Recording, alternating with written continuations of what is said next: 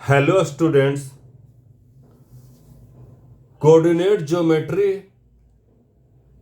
में हम circle lesson का ये पार्ट 3 वीडियो बना रहे हैं। ये भी इंट्रोडक्टरी वीडियो है। सर्किल लेसन में आप सभी का स्वागत है।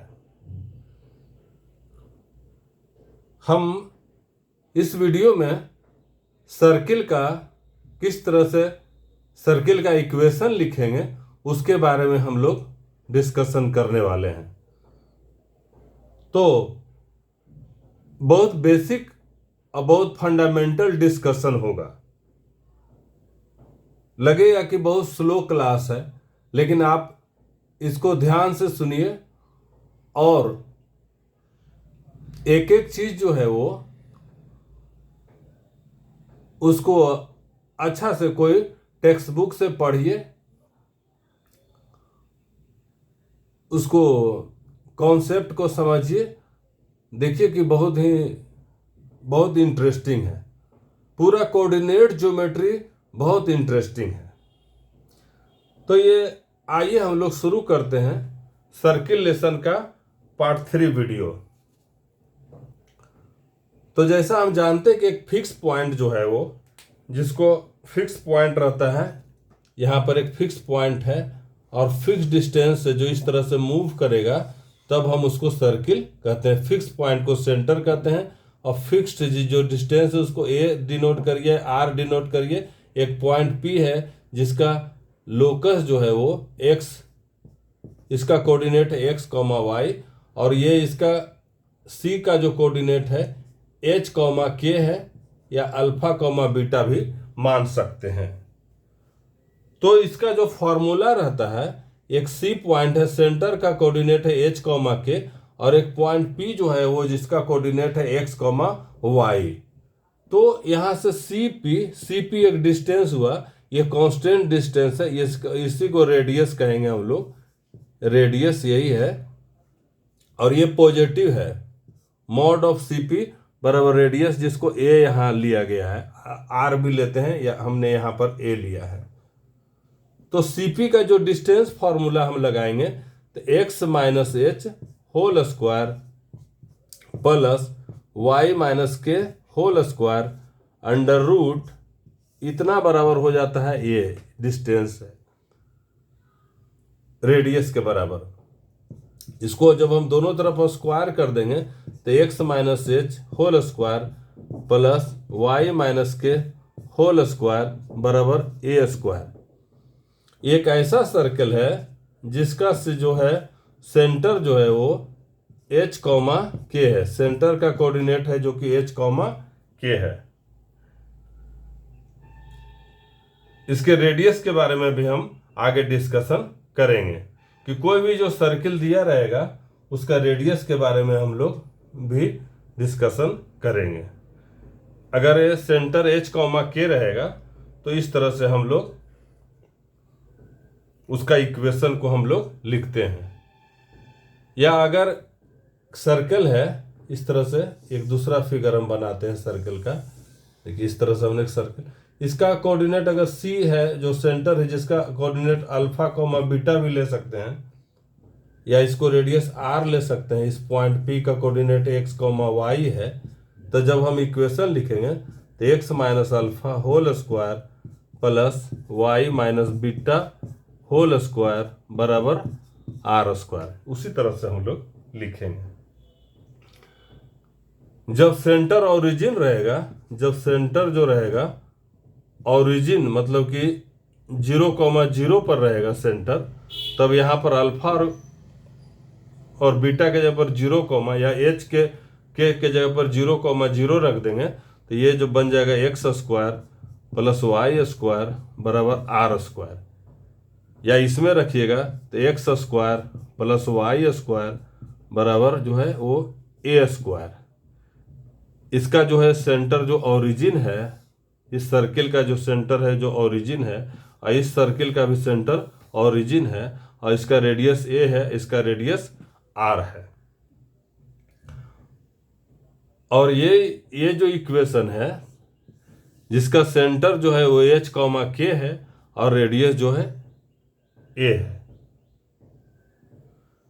तो हम देखेंगे कि इसमें यहां पर जब हम इसको स्क्वायर जब हम करेंगे तो एक्स में क्वाड्रेटिक आएगा, वाई में क्वाड्रेटिक आएगा, एक्स में क्वाड्रेटिक आएगा, वाई में क्वाड्रेटिक आएगा। मतलब कि ये जो है वो सेकेंड डिग्री का कर्व आएगा। सर्किल का जो इक्वेशन है वो सेकेंड डिग्री का कर्व रहेगा। सर्किल का जो इक्वेशन है वो सेकेंड डिग्री का कर्व रहेगा। हम लोग पहले के वीडियो में हम लोग देख चुके हैं कि सेकेंड डिग्री का जो जनरल कर्व रहता है,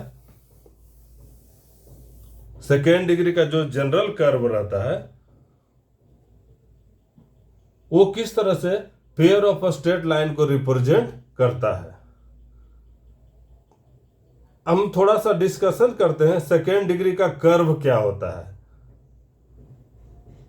जनरल कोनिक्स में हमने एक डेफिनेशन हम पढ़े थे कि एक पॉइंट, एक फिक्स्ड, जैसे एस हमने माना था यहाँ अल्फा कॉमा बीटा, एक फिक्स पॉइंट से एक फिक्स्ड पॉइंट से एक पॉइंट पी है, इस तरह से मूव करेगा कि इसका जो डिस्टेंस एक पॉइंट से और एक स्ट्रेट लाइन से, एक पॉइंट से और एक स्ट्रेट लाइन से, यहाँ से देखिए एक स्ट्रेट लाइन हो गया, ये हो जाएगा l x plus m y plus n बराबर 0, ये एक लाइन हो गया। और इससे यहाँ पर परपेंडिकुलर रहेगा डिस्टेंस, पी से हमने एक परपेंडिकुलर, इसमें मतलब पी से जो लेंथ रहेगा ये परपेंडिकुलर हो गया, मान लीजिए इसको पी एम कहा। तो जो p s by p m बराबर ये कांस्टेंट अगर रहेगा, फिक्स्ड कांस्टेंट डिस्टेंस रहे, कहने का मतलब कांस्टेंट हमेशा रहे पी एस बाई, कहने का मतलब कि जो पॉइंट पी का लोकस इस तरह से होवे, पॉइंट पी का लोकस जो है वो, पॉइंट पी का जो लोकस है वो इस तरह से होवे कि p s by p m, उसका रेशियो ऑलवेज कांस्टेंट रहे, उसका रेशियो ऑलवेज कांस्टेंट रहेगा, जिसको हम लोग ई कहेंगे, इसेंट्रिसिटी कहेंगे, जिसको हम लोग ई कहते हैं, इसेंट्रिसिटी कहते हैं। तो यहाँ पर पी एस बराबर हो जाएगा E into P M, E into P M, P S बराबर E into P M, P S बराबर E into P M. P S इसका हम अल्फा को एक्स कॉमा वाई हम कोऑर्डिनेट ले लेते हैं, एक्स पी का कोऑर्डिनेट हम एक्स कॉमा वाई लेते हैं, डिस्टेंस फॉर्मूला लगाते हैं। पी एस बराबर देखिए यहाँ हो जाएगा x minus alpha whole square plus y minus beta whole square under root, ये डिस्टेंस हो गया यहाँ से। पी एस का ये हम डिस्टेंस फॉर्मूला से जानते हैं, बराबर ई इंटू पी एम का रहता है, लाइन है l x plus m y plus n बराबर 0, एक कोई भी आर्बिट्रेरी लाइन लिया है और पॉइंट एक्स कॉमा वाई से इसका डिस्टेंस का फॉर्मूला होता है, एक्स कॉमा वाई को इस लाइन में हम रखते हैं l x plus m y plus n और इसका मॉड ले लेते हैं बाई एक्स का कोफिशिएंट है एल स्क्वायर और वाई का कोफिशिएंट है एम स्क्वायर, इसका अंडर रूट, और ये इस तरह से होता है। पीएम का मतलब लेंथ जो रहता है वो इतना हो जाता है, पीएम का लेंथ जो रहेगा l x plus m y plus n by under root l square plus m square. जब दोनों तरफ हम स्क्वायर कर देंगे, दोनों तरफ स्क्वायर कर देंगे, x minus alpha whole square plus y minus, ये अल्फा है, x minus alpha whole square plus y minus beta whole square बराबर ई स्क्वायर इंटू, ये देखिए यहाँ पर है l x plus m y plus n, इसका स्क्वायर हो जाएगा बाई ये l square plus m square. तो यहां पर देखिए एक्स स्क्वायर वाई स्क्वायर, फिर इसको भी एक्सपेंड करेंगे, एक्स स्क्वायर वाई स्क्वायर, इस तरह के फॉर्मेट में आता है, इस तरह के फॉर्मेट में ये आएगा। तो अगर हम इसको पूरा एक्सपेंड करेंगे तो मेरा जो इक्वेशन निकलेगा वो सेकेंड डिग्री का कर्व निकलेगा, सेकेंड डिग्री का कर्व निकलेगा। वो इसको जब हम इसका कुछ न कुछ आएगा, जैसे एक्स स्क्वायर का इसमें टर्म आएगा और उसके बाद फिर एक्स वाई का टर्म आएगा, फिर वाई स्क्वायर का टर्म आएगा, फिर एक्स का टर्म आएगा, फिर वाई का टर्म आएगा और कोई कांस्टेंट सी आएगा। तो एक्स स्क्वायर में कुछ न कुछ रियल होगा ए एक्स स्क्वायर, और फिर इसको हम 2h लिखते हैं प्लस एक्स वाई का कोफिशिएंट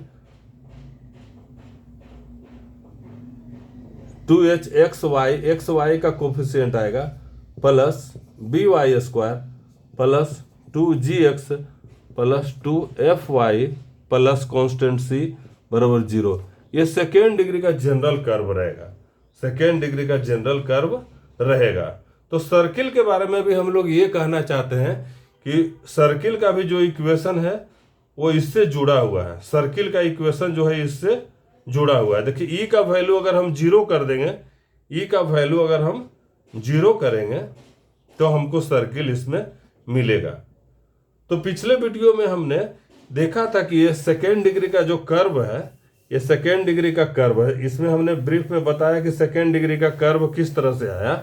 अब सेकेंड डिग्री का जो कर्व है ये pair of straight line represent करता है।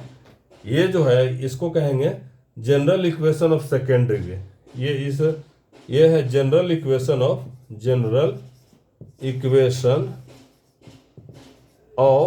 Second degree, general equation of second degree. ये रिप्रेजेंट करेगा straight line, pair of straight line, circle, parabola, ellipse, hyperbola, point, ये सब को रिप्रेजेंट करेगा ये general equation of straight line. तो उसमें हमने देखा था ये पेयर ऑफ स्ट्रेट लाइन को general equation of second degree ये कब रिप्रेजेंट कर रहा था, रिप्रेजेंट से pair of straight line, pair of straight line, ये पेयर ऑफ स्ट्रेट लाइंस को कब रिप्रेजेंट कर रहा था, जब एक हमने सिंबल लिया था डेल्टा, जिसका value a b c plus 2fgh minus af square minus bg square minus ch square बराबर 0। अगर ये डेल्टा 0 रहेगा, डेल्टा बराबर ये इसका वैल्यू अगर 0 रहेगा तो ये जो है सेकेंड डिग्री का जो कर्व जो है वो रिप्रेजेंट करेगा pair of straight lines, pair of straight line. इसको हम डिटर्मिनेंट फॉर्म में लिखते हैं इस तरह से a b c f g h, इधर से एफ जी एच। इसको जब हम एक्सपैंड करेंगे तो यही आएगा, एक्सपैंड करेंगे तो इतना ही आएगा, मतलब a b c plus 2fgh minus f square minus bg square minus ch square बराबर 0। इसको जब हम एक्सपैंड करेंगे और ये अगर 0 आ गया, मतलब डेल्टा अगर 0 रहा, तब ये रिप्रेजेंट करेगा पेयर ऑफ स्ट्रेट लाइन, तब ये रिप्रेजेंट करेगा pair of straight line. Pair of straight line कहने का मतलब है कि इसको जो है जनरल इक्वेशन में है, इसको हम दो लीनियर फैक्टर में हम लिख सकते हैं, दो लीनियर फैक्टर में हम इसको लिख सकते हैं, तो पेयर ऑफ स्ट्रेट लाइन को रिप्रेजेंट करेगा। इसको हम इस तरह से लिख सकते हैं, एक लाइन हमने एक समझिए एक लाइन L1 है, L1 लाइन है, जिसको हम रिप्रेजेंट करते हैं L1x plus M1y plus N1 बराबर 0। और ये दूसरा एक लाइन है L2 बराबर है L2x plus M2y plus N2 बराबर 0। अगर L1 इंटू L2 हम कर देते हैं, कहने का मतलब L1x plus M1y plus N1 into L2x plus M2y plus N2 बराबर 0। अगर दोनों का प्रोडक्ट जीरो है, दोनों का प्रोडक्ट जीरो है, तो ये जो है दो पेयर ऑफ स्ट्रेट लाइन है, मतलब दो स्ट्रेट लाइन ये रिप्रेजेंट करेगा। इसको हम इस तरह से करेंगे तो इसके फॉर्मेट में आएगा, सेकेंड डिग्री का कर्व बनेगा, सेकेंड डिग्री का कर्व बनेगा। तो जब ये सेकेंड डिग्री का कर्व बनेगा तो उसमें क्या कंडीशन रहेगा कि जो डेल्टा बराबर हमने एक डिटर्मिनेंट के फॉर्म में लिया, a b c f g h इस तरह से, और इसका वैल्यू होता है a b c plus 2FGH minus AF square minus BG square minus CH square बराबर जीरो। अगर ये रहेगा, मतलब इसका मतलब डेल्टा जब जीरो रहेगा तो ये जो सेकेंड डिग्री का कर्व है वो रिप्रेजेंट करेगा पेयर ऑफ स्ट्रेट लाइन, जहां की जैसे ABC जो है, FGH है, ये सब जो है वो रियल नंबर है। ABC जो है, ABCFGH सब जो है वो रियल नंबर है, सब जो है वो real number, total real number है, सब जो है रियल नंबर को से बिलोंग करता है। तब हम लोग देखे थे कि पेयर ऑफ स्ट्रेट लाइन को रिप्रेजेंट करेगा। तो ठीक उसी तरह से हम लोग एक सर्कल जो है उसका क्या क्या क्राइटेरिया रहेगा कि जो जनरल सेकेंड डिग्री का कर्व रहेगा वो सर्किल को किस तरह से रिप्रेजेंट करेगा, उसके बारे में हम लोग जानने वाले हैं। सर्किल को किस तरह से रिप्रेजेंट करेगा उसके बारे में हम लोग जानने वाले हैं। तो सबसे पहले हम कुछ और एग्जाम्पल लेते हैं कि सर्किल का इक्वेशन को, मतलब और इसका थोड़ा सा और जल्दी समझ में आ जाए। अगर कोई ओरिजिन रहा, जिसका सेंटर रहेगा ओरिजिन, जिसका सेंटर रहेगा ओरिजिन, कहने का मतलब है जिसका सेंटर जो है वो ओरिजिन रहेगा, जिसका सेंटर जो है वो ओरिजिन रहेगा और कोई रेडियस ए रहे, तो इसका जो इक्वेशन होगा, इस सर्किल का इक्वेशन होगा, यहाँ सेंटर सी है, एक पी है, एक्स कॉमा वाई है, तो इसका हो जाएगा x square plus y square बराबर ए स्क्वायर। इसका इक्वेशन हो गया, ये सर्किल का इक्वेशन हो गया। उसी तरह से जैसे एच कॉमा के अगर सेंटर रहेगा, एच कॉमा के ये सेंटर है, इसका सेंटर है, एच कॉमा के है सेंटर है, और रेडियस दिया रहेगा बराबर आर रहेगा, तो उसका इक्वेशन हम लिख देंगे x minus h whole square जोड़ y minus k whole square बराबर आर स्क्वायर। अगर सेंटर दिया रहेगा, अगर सेंटर दिया रहेगा -3,2 और रेडियस बराबर दिया रहेगा 4, तो इसका इक्वेशन हम लिखेंगे x minus of minus 3 whole square plus y -2 whole square बराबर 4 का होल स्क्वायर। इस तरह से हम ये इक्वेशन लिखेंगे। अगर और हम लेते हैं, अगर दिया रहेगा, मेरा सेंटर दिया रहेगा, अगर सेंटर दिया रहेगा 0,2, अगर ये सेंटर दिया रहेगा और रेडियस दिया रहेगा 2 यूनिट, रेडियस बराबर 2 दिया रहेगा, तो उसका इक्वेशन हम लिखेंगे x minus 0 whole square plus y -2 whole square बराबर 2 स्क्वायर, मतलब इसको 4। इस तरह से ये भी इक्वेशन होगा। तो हम कोई भी सेंटर रहेगा और उसका रेडियस रहेगा, तब हम उस सर्किल का इक्वेशन को लिख सकेंगे। जैसे और हम कुछ एग्जाम्पल देते हैं, उसको आप लोग भी लिखिए कि अगर जैसे सेंटर रहे, सेंटर अगर हम 1/2 1/4, अगर ये सेंटर हमने दिया और रेडियस बराबर दे दिया 1/12, तो इसका इक्वेशन किस तरह से लिखेंगे? तो इसका हो जाएगा x minus 1/2 whole square plus y minus 1/4 whole square बराबर 1/12 का होल स्क्वायर। इसको जब हम एक्सपैंड करेंगे तो सेकेंड डिग्री का कर्व ये हो जाएगा, सेकेंड डिग्री का कर्व हो जाएगा। और जैसे अगर हम सेंटर रखें, अगर सेंटर हम रखें 1,1 रखें और रेडियस रखें √2, रेडियस बराबर √2, तो इसका इक्वेशन हो जाएगा x-1 प्लस y-1 बराबर √2 का होल स्क्वायर। कहने का मतलब सेंटर जो है वो कोई भी रियल हो सकता है, रेडियस भी कोई भी रियल नंबर हो सकता है। सेंटर जो है कोई भी रियल नंबर हो सकता है, रेडियस कोई भी रियल नंबर हो सकता है। जैसे अगर हम सेंटर अगर लेते हैं, हमने लिया है -a, -b, एक सेंटर है, और रेडियस हमने लिया, एंड रेडियस हम लेते हैं बराबर a² - b² √, इस तरह से हमने रेडियस लिया। तो इस सर्किल का क्या इक्वेशन होगा? तो इसका हो जाएगा x माइनस ऑफ माइनस है तो x plus a whole square plus y minus of minus b y plus b whole square बराबर, ये देखिए a² - b² का √ है, और इस पर पावर हो जाएगा, इस पर पावर हो गया, कहने का मतलब इसका स्क्वायर हो जाएगा, तो इसका स्क्वायर हो जाएगा। इसको हम एक्सपेंड करेंगे तो ये जो है वो सर्किल का इक्वेशन निकल जाएगा, इससे सर्किल का इक्वेशन निकल जाएगा।